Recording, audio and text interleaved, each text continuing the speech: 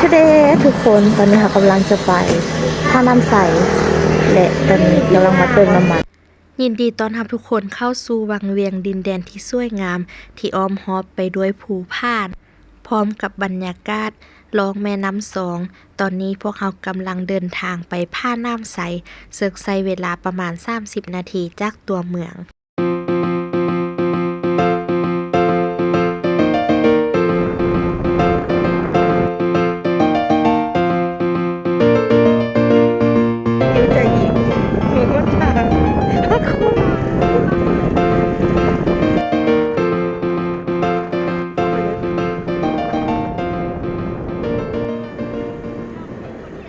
ทุกคนอันนี้มันจุดมุ่งหมายของเฮาเนาะก็คือเฮามาจอดรถอยู่บอนนี่ก็จะมีข้าเจ้าค่ายเครื่องอยู่นี่แล้วก็มีห้องน้ำอยู่ทางด้านลุมเพราะว่าอยู่ทางด้านเทิงบ่มีห้องน้ำเด้อเจ้านี่ทุกคนตอนนี้เฮาฮอดอยู่ที่ท่าน้ำใสแล้วเนาะอันนี้แม่นป้ายที่ข้าเจ้าติดไว้เนาะเขียนว่านี่มาฮอดแล้วใจบอกกาห้ามลองเบิ่งเนาะว่าจะเป็นอะไรไปเบิ่งนำกันเลยผ้าน้ำใสก็คือ30นาทีระยะทาง380เมตร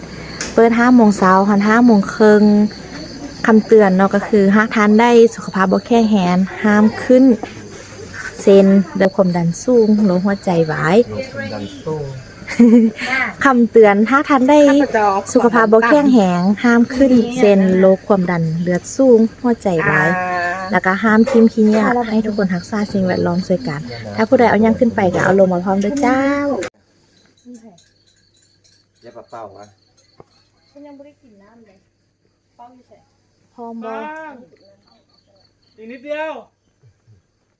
มีรองเท้าให้เช่านะคะมีเสื้อผ้าเช่าเช่าดีกว่าบอกเพราะว่าคือรู้สึกว่ายางมันบอกเพราะว่าเดี๋ยวไปทุกคนตีกระเป๋านักแท้สนใจแล้วคนทุกคนเดี๋ยวจะได้เก็บทับเปล่า Are you ready ตอนขึ้นกับตอนลงจะคือการบอกว่าไปดูทางมาน้อยนึงเหรอเบิ้งหนทางโอ้โหเบิ้งแต่นี่จะข้ามจังได้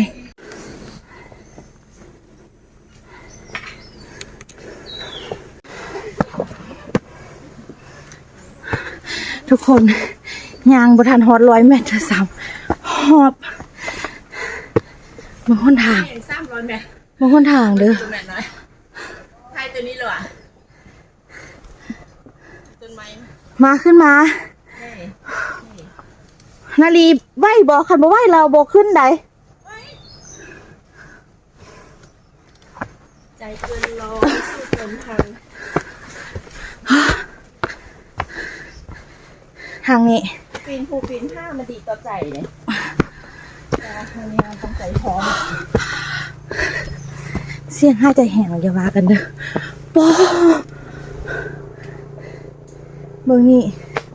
ส่งความเพิ่นว่าใจบ่กล้าบ่ต้องขึ้นคันฝนตกนี่แม่นมาบ่ได้เลย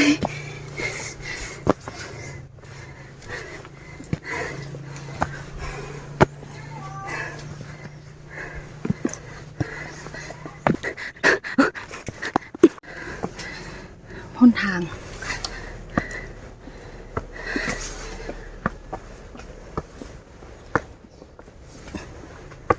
ระมัดระวังเลยเด้อถ้าผู้ใดยางแบบนี้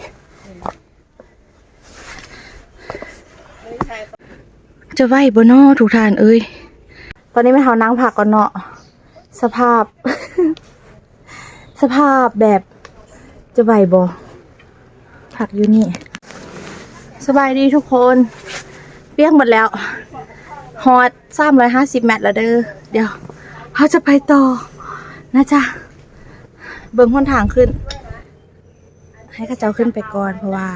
มาถ่ายวิดีโอให้ข้าเจ้าเนาะไปไว้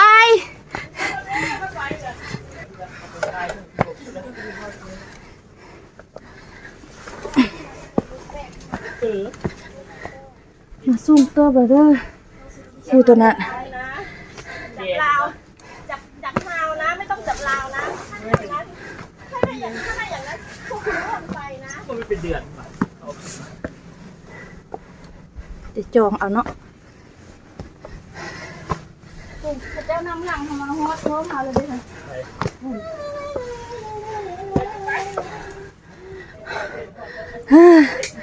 โอ้ยเมื่อย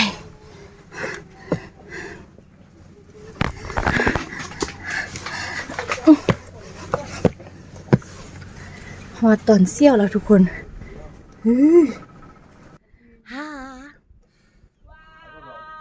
ฮอดละเด้อพาน้ำสา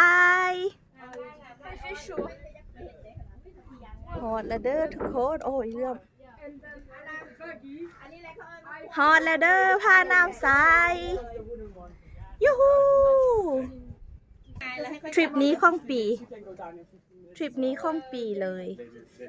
เฮ้ๆจะเอาบรรยากาศทางล่างให้เบิ่ง